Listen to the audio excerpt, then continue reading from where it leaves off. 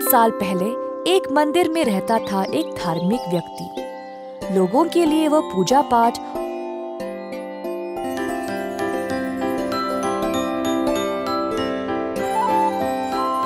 और पूजा की बैठक का प्रबंध करता था। इन सब से ही वह अपनी रोजी रोटी कमाता था।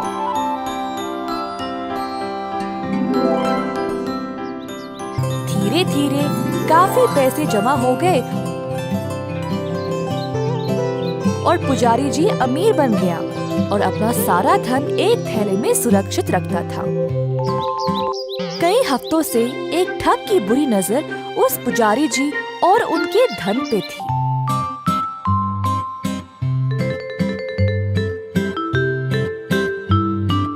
एक दिन वो आदमी गया पुजारी जी के पास और बोला, गुरुजी, आप मुझे अपना चेला बना ले। उस ठग ने इतने मासूमियत और नम्रता से पूछा कि पुजारी जी को कोई शक नहीं हुआ और उन्होंने इस बात के लिए मान लिया। एक दिन पुजारी जी को उनके अपने एक चेले से निमंत्रण मिला जो पास वाले गांव में रहता था।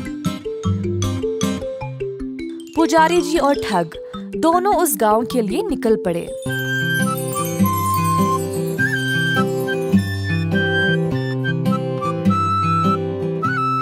रास्ते में उन्होंने एक नदी देखा।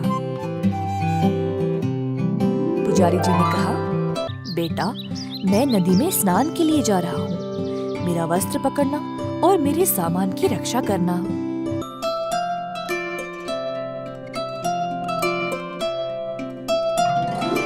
ऐसा कहकर पुजारी जी स्नान करने चले गए।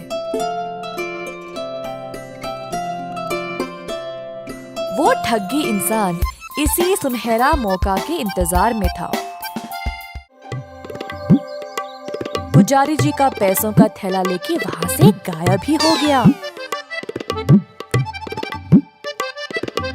जब पुजारी जी वापस लौट आए तो उनको अपना चेला कहीं नजर आया ही नहीं। बस उसी समय उनको अपनी गलती का एहसास हुआ कि उन्हें एक अजनबी पे विश्वास नहीं करना चाहिए था।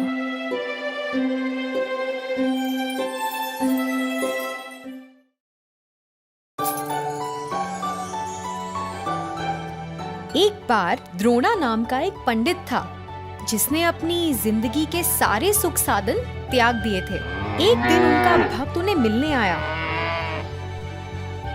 भक्त ने देखा कि कैसे वो पंडित बहुत कमजोर और भूखा था। उसने पंडित को 2 गाय के बच्चे दिए। पंडित ने भक्त को आशीर्वाद दिया और उसे वहां से भेज दिया। पंडित वो गाय के बच्चे अपने साथ ले गया और फिर रोज उन्हें खाना देता, जैसे घी, मक्खन और भूसा, जिससे वो स्वस्थ और बड़ी हो जाए। एक सुबह एक चोर ने देखा कि कैसे वो गाय बड़ी और मोटी हो गई थी।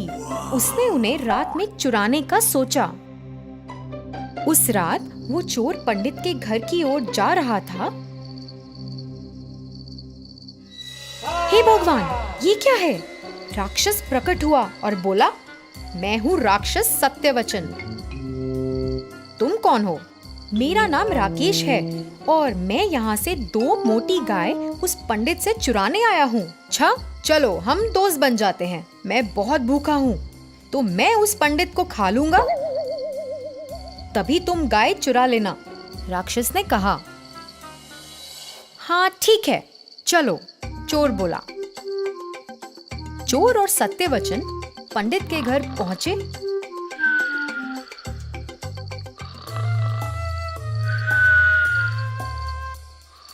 और उसके घर में झांके। उन्होंने उसे सोते देखा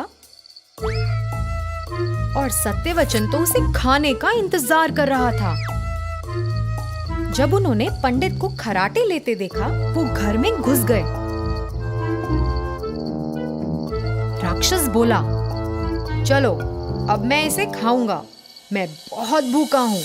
फिर चोर बोला, नहीं नहीं, हमें थोड़ा इंतजार करना चाहिए। मैं पहले गाय चुराऊंगा, नहीं तो पंडित उठ जाएगा। नहीं, अगर गाय ने आवाज की फिर मैं रह जाऊंगा। राक्षस बोला, दोनों आपस में बहस करने लगे और इतने में पंडित की नींद खुल गई।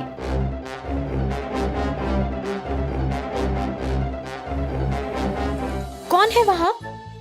कौन हो तुम? पंडित जी, ये राक्षस आपको खाने आया है, चोर बोला। नहीं नहीं, ये चोर तुम्हारी गाय को चुराने आया है। पंडित बहुत डर गया और उसने भगवान से उसे बचाने के लिए प्रार्थना की और फिर अचानक से राक्षस गायब हो गया। पंडित ने फिर लाठी उठाई और उस बुरे चोर को भगा दिया।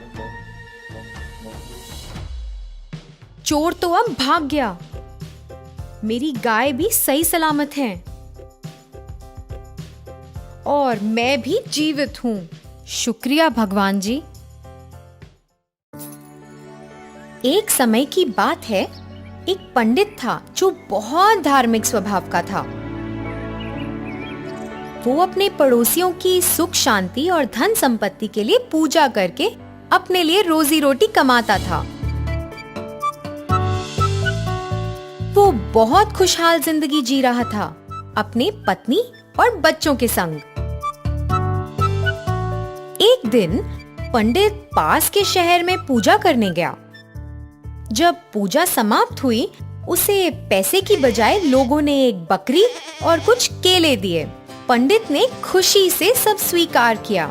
उसने बकरी को अपने कंधे पर उठाया और केलों को अपने हाथों में पकड़ के अपने घर की ओर चल दिया। उसने सोचा, ये लोग कितने अच्छे हैं, मुझे एक बकरी और केले दिए हैं, जो कुछ हफ्तों के लिए मेरे लिए बहुत होंगे। मैं खुशी से अपनी पत्नी और बच्चों के संग रह सकता हूँ। ऐसे ही उसने गांव पार किया, 3 चोरों ने उसे अकेले नदी के पार जाते हुए देखा और सोचा कि वो उससे बकरी चुरा लेंगे। हमें वो बकरी अपने लिए लेनी है। एक चोर ने कहा, हमारा आज का खाना तो हो गया, अभी के लिए वो केलों का गुच्छा हमारी भूख मिटा देगा। दूसरे चोर ने कहा, जो भी है, हमें जल्दी तय करना है। तीसरे चोर ने बोला। तीनों चोर उस पंडित का पीछा करने लगे, पर उस पंडित को कुछ भी पता नहीं चला। उन्होंने सोचा कि वो उस पंडित को पकड़ के उसे तंग करेंगे।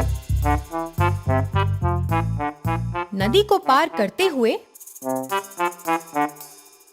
पंडित ने केले का छिलका देखा। जैसे जैसे वो चल रहा था,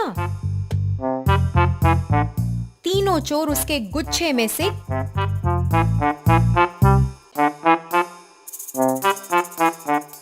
केले खाकर छिलका पंडित पर फेंक रहे थे।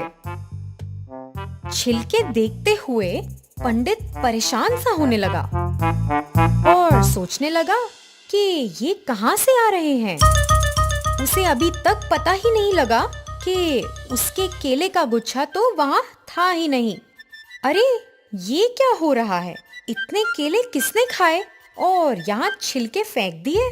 ये सोचते हुए उसने अपनी बकरी को अपने कंधे से नीचे उतारा और जैसे ही केले के गुच्छे को रखने का सोचा, उसे एहसास हुआ कि केले तो हैं ही नहीं और एकदम हैरान हो गया। फिर पहला चोर पंडित के पास आकर बोला, पंडित जी, ये क्या है? आप सारे केले खा गए। आप ये 12 केले अपने परिवार के लिए लेकर नहीं जा रहे थे। ये तो बहुत हैरानी की बात है। ये बोलकर चोर वहाँ से चला गया। परेशान पंडित सोच में पड़ गया, ये केले तो मैंने नहीं खाए, फिर सब कहाँ गए? इसका क्या राज है?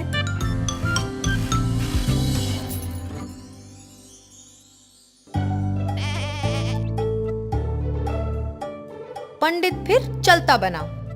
कुछ देर बाद बाकी के 2 चोर आए। राम राम पंडित जी। मुझे तो विश्वास ही नहीं हो रहा कि आप क्या कर रहे हो, दूसरा चोर बोला। फिर तीसरे चोर ने कहा, आप अपने कंधे पर एक मरी हुई बकरी लेकर जा रहे हो?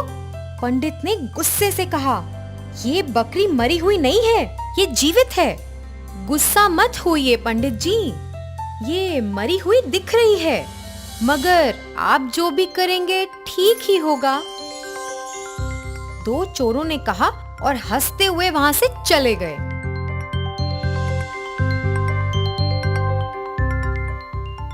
फिर पंडित ने सोचा, ये क्या चल रहा है? क्या मैं मूर्ख हूँ या वो मूर्ख हैं? तभी तीसरा चोर आया और बोला, अगर लोगों ने आपको ये मरी हुई बकरी अपने कंधे पर ले जाते देखा तो वो तो सोचेंगे कि आप पवित्र पंडित नहीं हो। फिर वो आपको रस्मों और पूजा में नहीं बुलाएंगे। फिर आपके आदर का क्या? ये बोलकर वो चला गया। अभी तक 3 लोग मेरे पास आकर कुछ बोल कर गए हैं। ये कुछ शातिर इरादा लगता है। पंडित बहुत घबरा गया और अपनी बकरी को वहीं छोड़कर वहां से भाग गया। तीनों चोर पंडित की मूर्खता पर बहुत हंसे और खुशी से बकरी को लेकर वहां से चल पड़े। धन्यवाद बच्चों।